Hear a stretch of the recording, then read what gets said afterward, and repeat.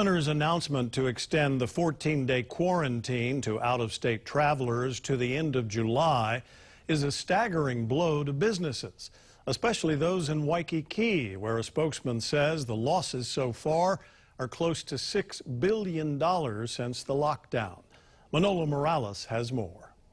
Governor David Ige extended the quarantine for out-of-state travelers to July 31st. The president of the Waikiki Improvement Association says for retailers, restaurants, and hotels, that extra month adds up to $1.6 billion in lost revenue for visitors.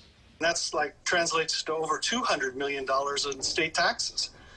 Through June 30th, through the end of this month, we'll have lost almost $6 billion.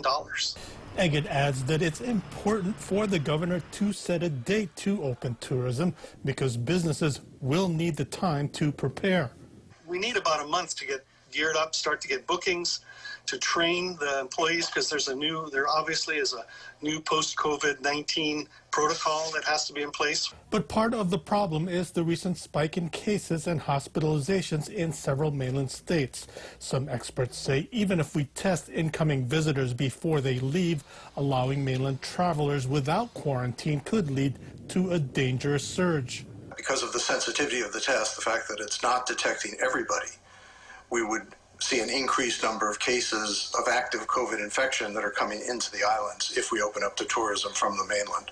Lieutenant Governor Josh Green is working on a plan to open tourism before the end of July by testing visitors before they leave. Brown says it would be safer to establish a travel bubble and allow visitors from countries with low infection rates like South Korea and Australia. All of those have really done a very good job of containing the epidemic. And if we open to those, then, yes, it's not the majority of our tourism, but at least it lets us get the tourism industry started again.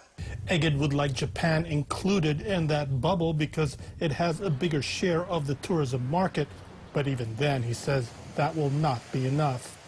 It will obviously help as a short-term boost and hopefully help us to get past the initial reopening, but it needs to be followed fairly quickly with a general reopening.